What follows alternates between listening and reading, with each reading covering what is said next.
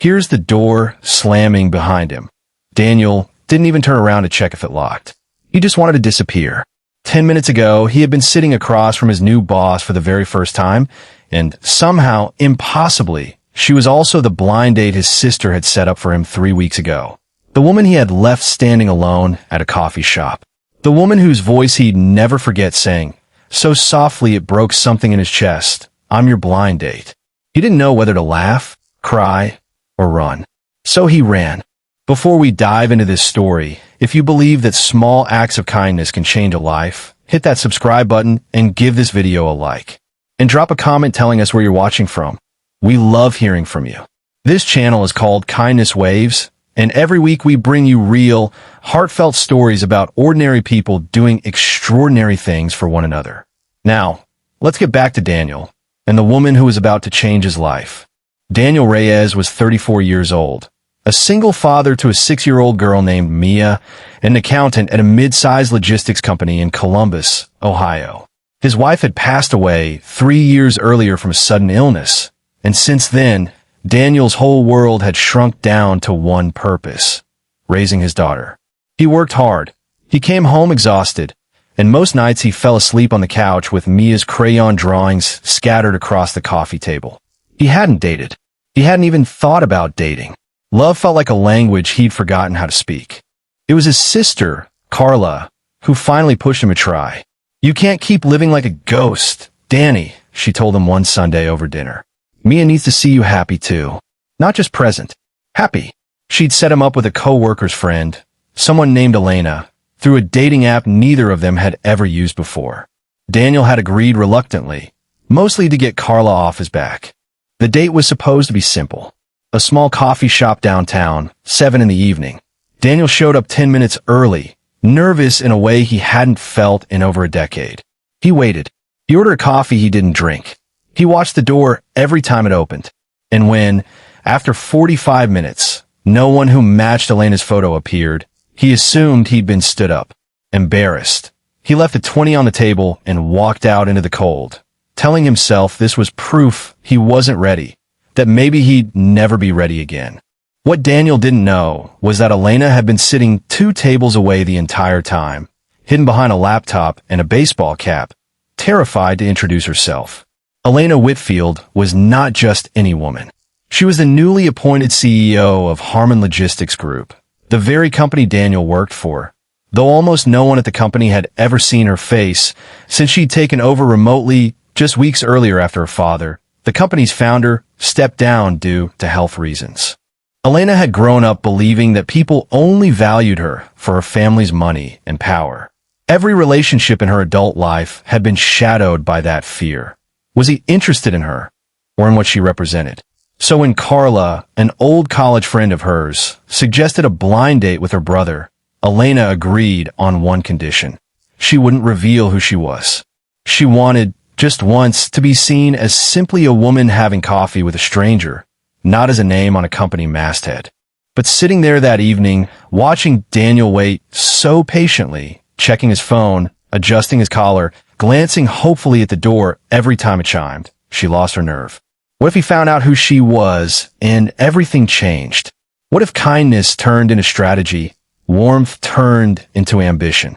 She had seen it happen before, so she stayed hidden, and when he finally left, defeated, something inside her ached in a way she didn't expect. She had wanted to talk to him. She just hadn't been brave enough. 3 weeks later, Elena flew into Columbus for her first in-person visit to the regional office, ready to meet department heads and put a face to the name that had been signing memos for over a month. She walked into the small conference room, shook hands with the finance team one by one, and then froze. Standing there, holding a folder of quarterly reports, was Daniel. Daniel froze too. For a moment, neither of them said a word. Then Elena, in front of 5 other co-workers, smiled gently and said the words that would replay in Daniel's mind for the rest of his life. "I'm your blind date." The room went quiet with confusion, but Daniel didn't stay to explain. He mumbled something about needing air, walked out, got in his car, and drove home, his hands shaking on the steering wheel the entire way. That night, Daniel sat on the edge of Mia's bed after tucking her in, staring at nothing. He felt humiliated, exposed, and strangely guilty, as if he had done something wrong simply by having feelings for a woman who turned out to hold his entire career in her hands. He assumed this was the end of it. Maybe she'd transfer him. Maybe she'd let him go quietly. He barely slept. 2 days later, an email arrived, not from HR, but from Elena directly. She asked if he would meet her, not as his boss, but as herself. No offices, no conference rooms, just a park bench near Daniel's neighborhood, a place Carla had mentioned he liked to take Mia on weekends. Daniel almost didn't go, but something about the simplicity of the request, the honesty of it, made him show up. Elena was already there when he arrived, sitting quietly, no assistance, no phone in her hand. She stood up as he approached, and, before he could say anything, she apologized.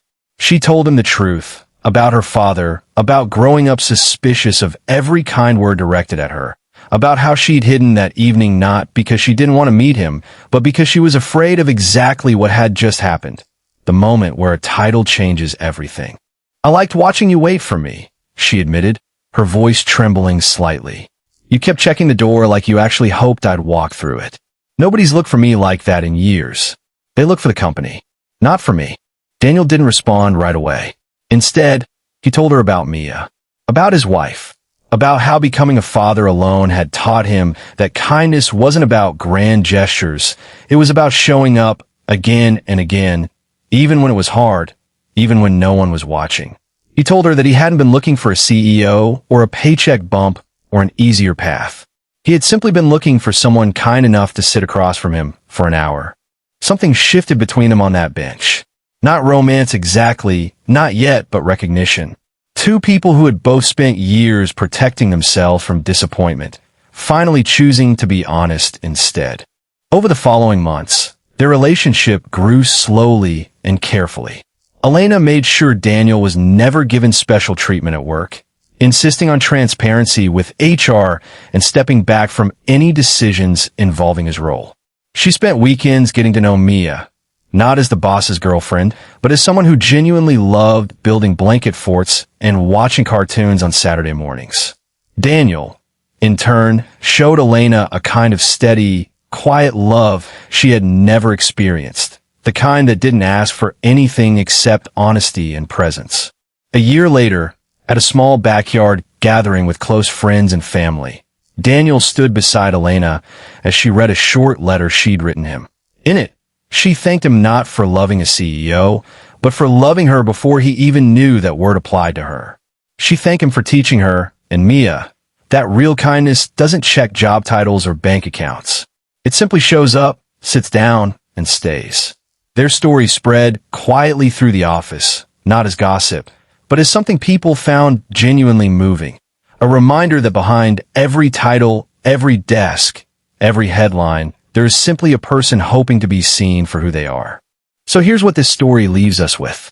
Kindness doesn't ask who you are before it decides to care. It shows up in waiting rooms and coffee shops, in park benches and quiet apologies, in the courage to be honest even when it's frightening. Daniel didn't fall for a CEO. He fell for a woman who finally felt safe enough to be herself. And Elena didn't fall for an employee. She fell for a father whose heart never stopped being kind, even after everything he'd lost. If this story touched you, share it with someone who needs a little hope today. And remember, you never know whose life your kindness might quietly change. Until next time, this has been Kindness Waves. Keep spreading kindness, one story at a time.